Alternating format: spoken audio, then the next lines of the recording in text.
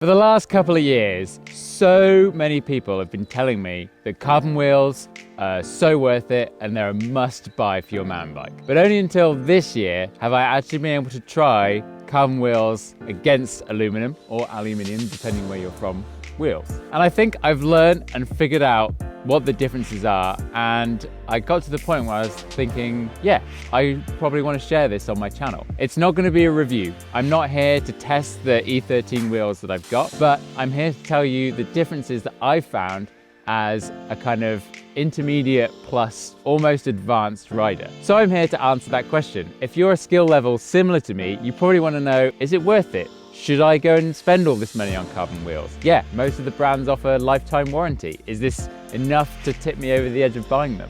And can you even tell a difference? Is it going to make mountain biking more fun for you? And that's what this video is all about, figuring out what the difference actually is. But before I start this video, there's a couple things I want you to know. This video is sponsored by Competitive Cyclists. They've been a great supporter of the channel, and the other videos I've done with them have meant that I can up the quality of this video and make better content for you. So if you want to help support the channel, there's a link in the description to the website. And if you use code PUNTER15, you'll get 15% off your first purchase. And the other thing is, I am supported by E13. They do make aluminum and carbon wheels, so there's probably going to be a little bit of bias there. I am a huge fan of these wheels, and I used them even before I was sponsored. So I just want you to be aware of that before watching this video. Spoiler, I don't actually think one is better than the other. I just think there are differences between the two. And now I've put enough miles on all of these wheels, riding them all across the world on various different bikes, in various different situations, I feel like I do actually have some information that's worth sharing. And that's why I wanted to make this. Let's get a quick overview of the bike I'll be riding in this video. It's my Scott Genius with 150mm travel on the front and the rear, a pretty modern trail bike. This is what I'm assuming you, the person watching this, has as well. So this is the perspective I'll be using when talking about the differences that I've noticed over the last 12 months. I am supported by Scott, so I'm fortunate enough to have access to all types of bikes, but what I'm going to talk to you about are the differences in terms of my time on this type of mountain bike. First up, we'll take some laps on the aluminum wheels. And this is where I live, Squamish, BC in Canada. Probably the best place, potentially, to ride in the entire world, that I found anyway. So all these opinions are coming from riding here. So again, take this for what you will. On this set of wheels, I have a single wall trail tyre. I've had these on both wheel sets and they work great for pedaling around and having a good time. These wheels have been in use for the last 10 months and have seen everything that you'll likely encounter on a mountain bike. Okay, let's jump into the positives and the negatives of aluminum wheels. First up is that they are cheaper than their carbon counterparts. There's no hard or fast ratio in terms of price, but half to a third of the cost is not a bad way of pigeonholing it. Unless you're picking yourself up a top of the range model, you'll likely find that most complete bikes come spec'd with alloy wheels as standard. Now the clearest difference here is what happens when damage occurs to the rim. As they are made of metal, you're more likely to see the rim bend or dent over completely snap and fail. This will of course completely depend on the impact the wheel has experienced, but it's pretty reasonable to assume that this is how it will go down. While I haven't tried to do it myself, I know that it is possible to get a dent out of a rim, which should extend the life of the wheel. And if you have a bigger crash where the wheel is really buckled, you can recruit your friends and start the fun and games of jumping around on it to get it straight so that you can inflate the tyre and get yourself home in a pickle. And how about how they ride? What do I like about this aspect? So in a section like this, where there's kind of little roots, little rocks, it's kind of chattery, pretty sure I can feel the aluminum wheels compared to the other ones track the ground a bit better. It's a little bit more comfortable, I would say. Okay, those are the positives, but what about the downsides? Let's go back to what happens when they dent. Yes, they will survive, but let's say you run tubeless, as I hope you do. When that dent happens, it will essentially be impossible to set your wheels up tubeless again, and of course you'll lose all the air that you have on the trail. From then on, you'll have to use tubes, and you are of course more likely to get punctures, which is pretty annoying. And then there's the traction that you now lose from having to use tubes. Yes, tubes work just fine, but tubeless is far better.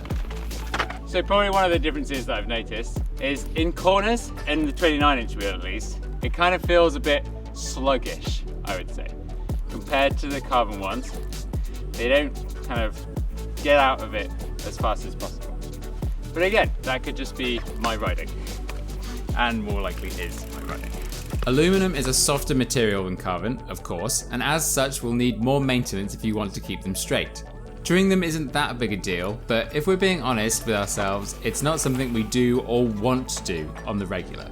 Then there's the weight, which I'll get into more detail shortly, but as this is a rotating mass, the increase in weight will have a larger impact on your riding. You can of course just get stronger and that'll solve it, but having lighter wheels will generally have a positive effect on a bike's handling.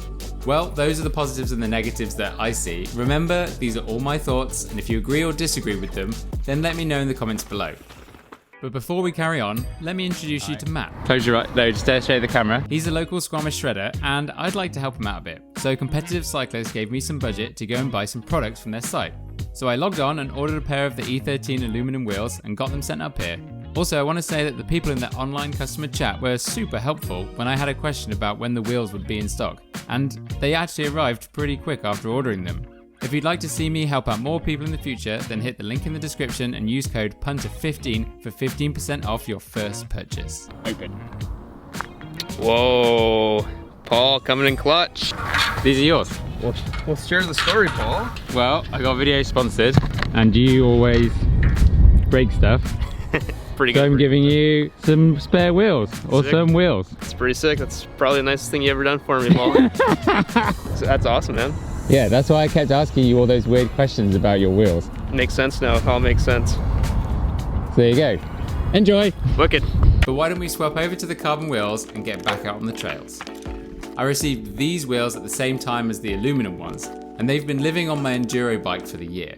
I also have the same model on my cross-country bike, and I've been a huge fan of them and how they've performed. A small thing to note here, yes, the brakes are going to squeak a bit, but here's why. I should apologise to everyone. We did not change the brake rotors over, and that's why there's so much squeaking. The first thing to point out is that I have downhill tyres on this wheel set. DH tyres have a thicker casing and hold their shape better. It also means that they are a bit more puncture proof than the out and out trail tyres, but the improved traction is what I prefer most. So now we've got the carbon wheels on the Genius, let's talk about what I like about these wheels. While I was out filming this, I immediately felt more confident as there was more support coming from the rubber, as well as the improved grip in the wet conditions. And because the carbon wheels are lighter, the total combined weight of tyres and wheels is actually about the same as the setup I had on the aluminum wheels. I really prefer the fact that I can have downhill tyres on this, and it's pretty much the same weight as the aluminum and the trail tyres. I think that's a real big plus. Like, especially here, it's pretty wet.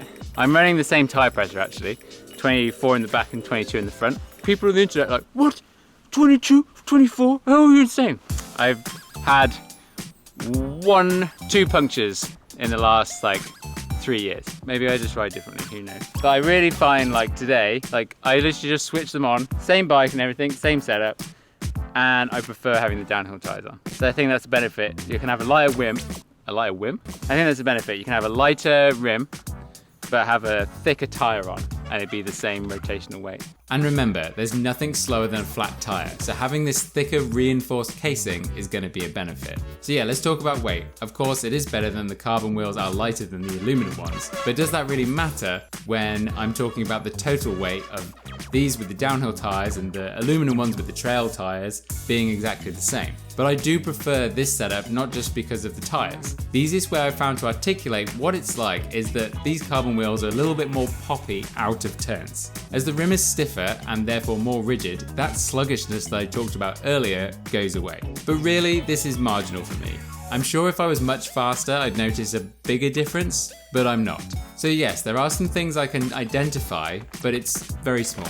If you're running the same tyre casing on both wheels, then yeah, the difference would be magnified. But remember, this video is about my own personal experiences, and I just wanted to focus on these 2 setups. And what else about the ride quality? I think because of the increased stiffness of the carbon wheels, yeah, it's not as compliant, and it doesn't kind of conform in shape to the rocks as much, but there's more damping. It's kind of, how do I put this?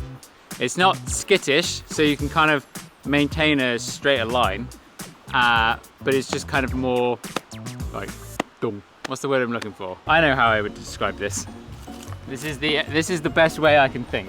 So it kind of feels when you're riding, kind of like, it's more of a thump when you're going through, but you're not getting knocked off course, it's just going through. As you're going down the trail, the carbon does give a more damped feel. Stiffer, yes, but this won't be for everyone. For me, there are some instances where I preferred how this wheel set allows me to stay straighter on the trail, and then sometimes not. But then we are in a 6 of one, half a dozen of another situation. Being stiffer, these wheels need touring a lot less and hold their shape much better than the aluminum version.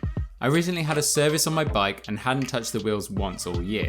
The touring needed was pretty minimal, so if you ride a lot, then yes, this is going to be a solid point towards going with carbon. And then there's lifetime warranty. These E13 wheels come with a lifetime warranty, and yes, I know that other brands do as well. And this warranty is largely a no questions asked situation. So if they do break on you, then you'll be able to get a replacement from the brand free of charge, which still kind of blows my mind. I have heard of situations where the wheel has cracked a little bit, but the tubeless setup still holds air, so the rider has been able to get down to the bottom of the trail no problem. And if you get that same dent on an aluminum wheel, then all the air would go and your lap is over, which I've already mentioned. But we'll start the negatives with this point. When the carbon rims do fail, then they really fail.